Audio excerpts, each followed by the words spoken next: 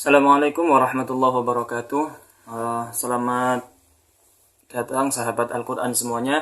Bagaimana kabarnya? Semoga tetap diberikan kesehatan oleh Allah Subhanahu wa taala, diberikan keberkahan hidup oleh Allah Subhanahu wa taala. Amin amin Allahumma amin. Baik, kali ini kita akan sharing-sharing kembali terkait bagaimana tentang menghafal Al-Quran. Tema kali ini bagaimana menghafal Al-Quran itu supaya sukses. Terkait makna sukses ini kita ambil ukuran secara zahiriahnya, bagaimana bisa membaca Al-Quran lalu menghafal setoran sampai selesai dan bisa dibaca tasmi' mulai juz 1 sampai juz 30. Baik, mulai pertanyaan yang pertama. Bagaimana persiapan untuk menghafal Al-Quran? Apa saja yang perlu disiapkan sebelum kita itu menghafal Al-Quran? Di video awal-awal kalau teman-teman menyimak, kita sudah pernah bahas sebenarnya, yaitu tentang masalah niat. Niat itu adalah merupakan pondasi pertama yang harus kita bangun sebelum melakukan hal apapun. Nah, termasuk di dalam menghafal Al-Quran. Karena niat itu ibaratnya adalah sebuah pondasi. Kalau kita ibaratkan dalam sebuah bangunan, namanya pondasi pasti itu sangat berpengaruh untuk menopang bangunan-bangunan di atasnya. Kalau pondasinya kuat, insya Allah bangunan di atasnya setinggi apapun bangunan itu, insya Allah kuat juga. Nah, begitu juga dengan menghafal Al-Quran. Niat, motif apa yang melatar belakangi sahabat-sahabat semuanya itu sampai punya keinginan untuk menghafal Al-Quran. Seperti itu. Macam-macam, banyak niatnya. Mungkin ada yang niat ingin dilamar Pak Kiai, ingin ya banyaklah niatnya. Tapi inti yang paling penting dalam perkembangan naik turunnya niat itu adalah bagaimana kita bangun menghafal Al-Quran itu karena Allah Subhanahu wa taala. Istilahnya untuk membangun hubungan kita dengan Allah Subhanahu wa taala sebagai Tuhan kita. Kan banyak pendekatannya, tidak hanya lewat jalur Al-Quran. Berhubung teman-teman memilih jalur Al-Quran, maka ya jalur pendekatan lewat Al-Quran itu yang kita pilih. Jadi niat berhubungan dengan Allah Subhanahu wa taala. Itu yang pertama. Di video yang pertama juga saya bahas tentang teman saya bagaimana dia perjalanannya menghafal Al-Quran, berangkat dari latar belakangnya TKI, Tenaga Kerja Indonesia, yang bekerja di luar negeri, yang akhirnya sampai hatam. Itu bisa jadi ibroh atau contoh teladan untuk kita semua. Itu yang pertama. Terus yang kedua itu apa? Nah, ini relate pertanyaannya dengan bagaimana sih kiat menghafal Al-Quran itu supaya cepat, bukan cepat, istilahnya menghafalnya itu bisa terlaksana sukses. Pasti syarat yang pertama kan harus lancar dulu membaca. Kita belajar dari mulai membaca Al-Quran dulu sebelum menghafalnya.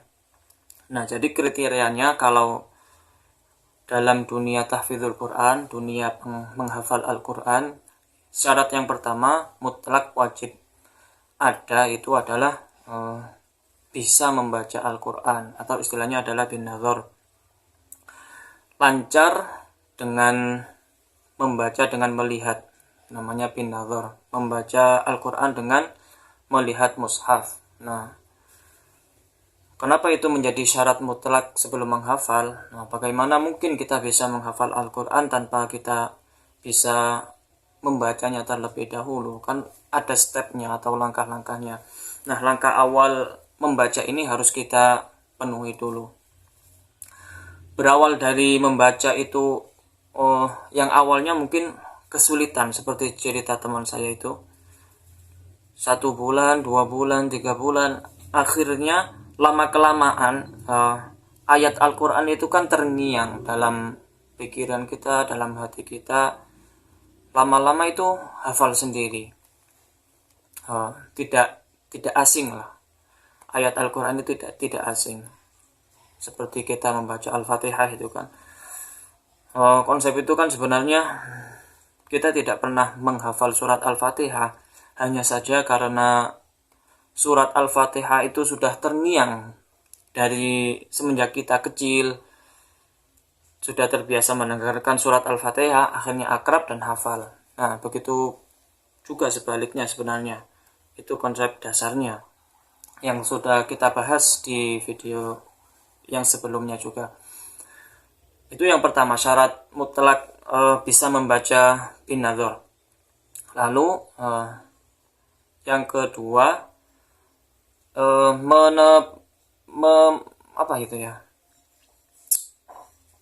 belajar tajwid atau fasohah. Tajwid itu adalah teori bagaimana bacaan, hukum-hukum bacaan di dalam Al-Quran, sedangkan fasohah itu adalah penerapan dari ilmu tajwid itu sendiri. Nah, ada banyak orang yang hafal Al-Quran tetapi tidak memakai kaidah-kaidahnya juga, itu sangat berpengaruh terhadap kualitas dan proses menghafalnya. Karena kalau kaidah tajwidnya tidak terpenuhi, biasanya yang timbul itu adalah perasaan sumpek, bingung, dan tidak bisa menikmati bacaan Al-Qur'annya. Ada orang yang mungkin bisa secara teori ilmu tajwid, tapi ketika mempraktekkan itu bukan tidak bisa, istilahnya kurang pas karena terkendala tidak menemukan guru yang istilahnya paham ilmu prakteknya atau fasohannya. Nah, itu syarat yang kedua. Mungkin pertanyaan yang ketiga dari sebagian teman-teman, bagaimana kok ada yang hafal Al-Quran 3 bulan, 5 bulan, atau 1 tahun? Nah, sebenarnya ingin saya jawab, itu adalah kembali ke konsep dasarnya. Ketika konsep dasar itu sudah dikuasai, hafal Al-Quran secara singkat atau istilahnya setoran ziyadah, itu bisa terpenuhi kalau cuma 3 bulan atau 1 tahun.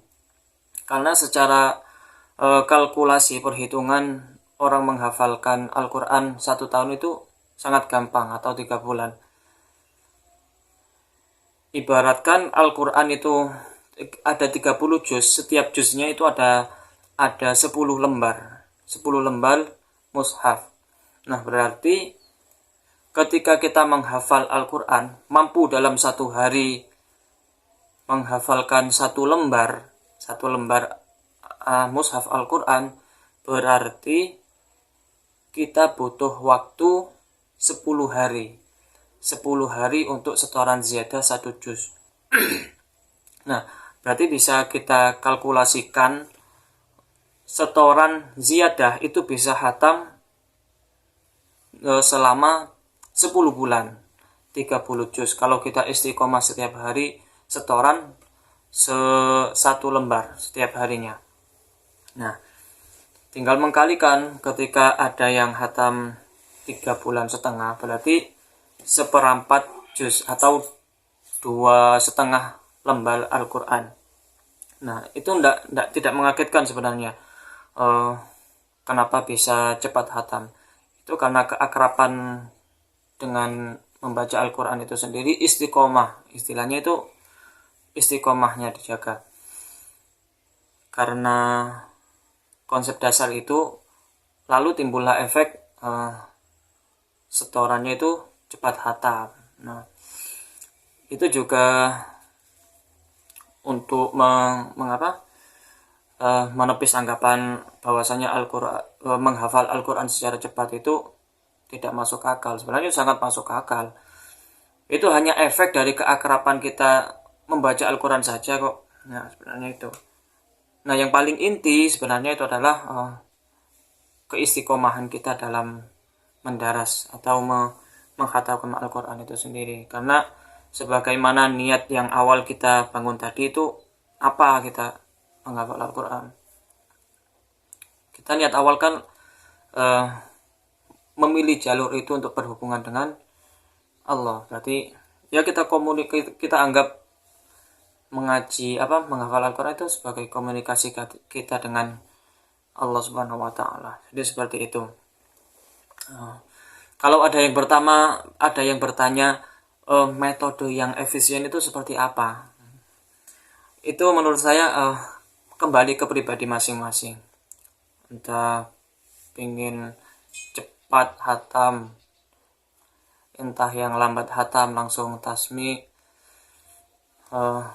Karena mungkin ada yang berpendapat ketika cepat hatam, cepat lupa, tidak ada yang diingat. Apa gunanya terus kalau seperti itu? Itu menurut saya kembali ke pilihan teman masing-masing. Karena pada intinya sebenarnya yang saya tahu, kalau guru saya bilang orang yang hafal Al-Quran itu bukan dinilai, bukan diganjar dari karena hafalnya dia dalam hafalan Al-Quran itu, karena sebab dinilainya atau diganjarnya dia adalah dari keistiqomahannya menjaga Al-Quran itu sendiri, atau gampangannya itu keistiqomahannya dia itu dalam mengaji. Karena dalam dunia tasawuf sendiri kan namanya istiqomah itu sangat berat sekali. Istiqomah dikatakan itu lebih baik daripada 1000 karomah.